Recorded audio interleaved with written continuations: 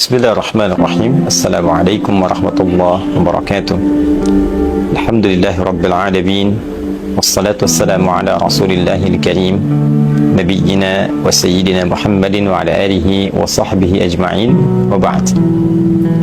Saudara-saudariku, bersyukur pada Allah Subhanahu wa ta'ala kita masih diberikan kesehatan, kemampuan dan kekuatan untuk menunaikan ibadah siam Ramadan di tahun 1445 Hijrah sampai dengan detik menjelang kita berbuka di rangkaian 10 hari terakhir di bulan Ramadan ini. Semoga seluruh ibadah kita yang kita tunaikan dari awal kita melaksanakan puasa sampai detik ini berkenan diterima oleh Allah Subhanahu wa ta'ala dengan penerimaan terbaik insyaallah. Teman-teman, di pertemuan yang lalu kita telah sedikit banyak belajar untuk memahami isyarat dan tanda-tanda tentang kehadiran malam Al-Qadar, peluang-peluang yang mungkin bisa didapatkan dari bacaan menyeluruh pada petunjuk di ayat Al-Quran, juga hadis-hadis yang bisa kita akses melalui kitab-kitab para ulama mengenai tanda-tanda datangnya malam Al-Qadar. Bila itu bisa kita rasakan dengan frekuensi yang sampai kepada jiwa, maka kiranya apa yang bisa kita mohonkan kepada Allah Subhanahu wa ta'ala. Lebih tegas lagi, tatkala misalnya Al-Quran memberikan isyarat bahwa suasana yang terjadi saat kita merasakan malam Al-Qadar itu ada kedamaian yang sempurna, salam. Demikian diungkap dengan satu kata di dalam Al-Quran surah ke-97 itu dengan penamaan yang spesifik, surah Al-Qadar. Salam hiya hatta matla'il fajr. Malam Al-Qadar itu dipenuhi dengan suasana ketenangan, kedamaian yang sempurna. Kita pernah ulas di pertemuan sebelumnya bahwa tanazzalul malaikatu waruhu fiha. Saking banyaknya malaikat, bahkan malaikat Jibril juga turun dengan cepatnya mengisi ruang-ruang di bumi, sehingga kepadatan itu melahirkan ketenangan, kedamaian, ketentraman, kesunyian yang mengandung makna, sehingga digambarkan oleh Al-Quran situasi itu dengan sanam, alamnya damai, tenang, tidak nampak berisik yang terlalu menghingar-bingar, tidak tampak suara-suara yang mengganggu, semua serba dirasakan ketenangan dan kedamaian.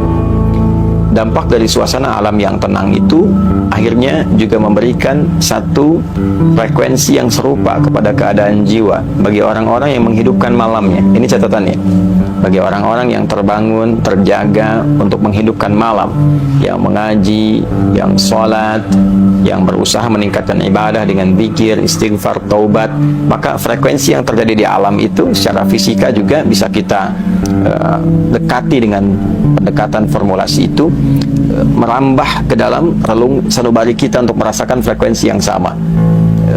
Bila tidak keliru dalam teori fisika, ketika kita memiliki satu rasa dengan frekuensi gelombang tertentu, maka alam pun membaca itu sehingga terasa akan ada penyatuan.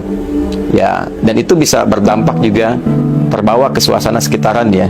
Ya, saat seseorang merasakan kantuk ketika berkumpul dengan beberapa orang dan memiliki gelombang yang serupa akan menyebar, boleh jadi juga yang lain akan menguap begitu seterusnya. Ya, dan ini yang memberikan kesan kepada kita bahwa suasana tenang di alam ini dan seseorang mengisi dengan meningkatkan amal solehnya di malam-malam itu, maka terjadi kesamaan frekuensi. Kesamaan frekuensi inilah yang memberikan kedamaian kepada jiwa. Kok beda rasanya dengan malam-malam lainnya? Lebih tenang, lebih damai, lebih enak ke hatinya, lebih melapangkan kepada jiwanya.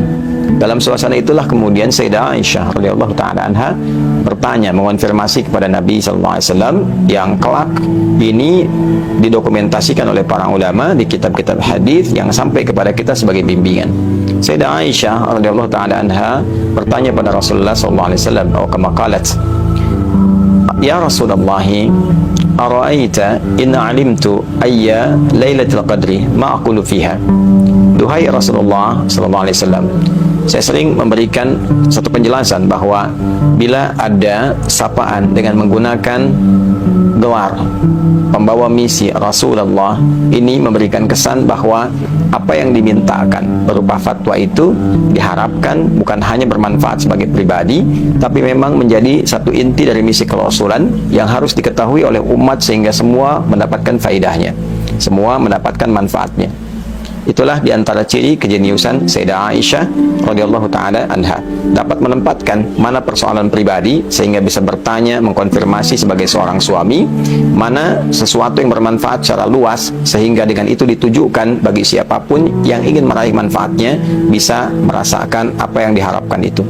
Ya Rasulullah, wahai Rasulullah, ara'aita, bagaimana pendapat Anda, bagaimana petunjukmu, in alimtu ayya lailatul qadri, jika aku merasakan pengetahuan, merasakan frekuensi gelombang yang mendekati berbagai macam petunjuk tentang Lailatul Qadar itu.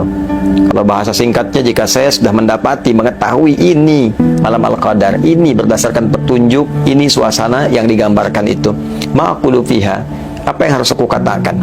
Aku harus baca apa? Berdoa apa? Meminta apa? Karena setiap doa yang baik-baik mustajab, setiap doa yang mulia itu dikabul, setiap istighfar permohonan ampunan diturunkan ampunan, setiap amal ibadah dilipat gandakan. Sayyidah Aisyah meminta petunjuk pada Rasulullah agar diajarkan kalimat yang terbaik yang dibacakan di malam itu. Maka Nabi SAW segera menjawab, faquli au quli au kama qala Rasulullah SAW, katakanlah jika engkau merasakan gelombang itu, frekuensi itu, dan mengetahui dengan perasaan mendalam tentang hadirnya malam Al-Qadar itu, katakanlah, Allahumma innaka afuwun karim tuhibbul afwa fa'fu anni. Allahumma innaka afuwun, di riwayat lain, tuhibbul afwa fa'fu anni. Allahumma, duhai Allah. Allahumma itu gabungan antara ya dengan Allah, ya Allah, namun menjadi Allahumma untuk menunjukkan kesan menunduk, kesan sifat tawadu, kesan menghamba. Jadi kalau kita katakan dalam kalimat biasa ya Allah itu umum, tapi kalau kita ingin jadikan bentuknya bentuk tawadu, bentuk bersimpu untuk bermohon, maka rubah kalimatnya dengan menggabungkan keduanya, tapi katanya diungkapkan menjadi kata yang baru, Allahumma. Ini menunjukkan ketundukan, sifat bersimpu dan tawadu, memberi kesan bahwa berdoalah dengan tawadu, berdoalah dengan bersimpu, berdoalah dengan khusyuk. Wadhkur rabbaka fi nafsika tadarruan wa khifatan wa dunal jahri minal qaul. Demikian petunjuk di Al-Quran surah Al-A'raf surah 7 ayat 205 itu.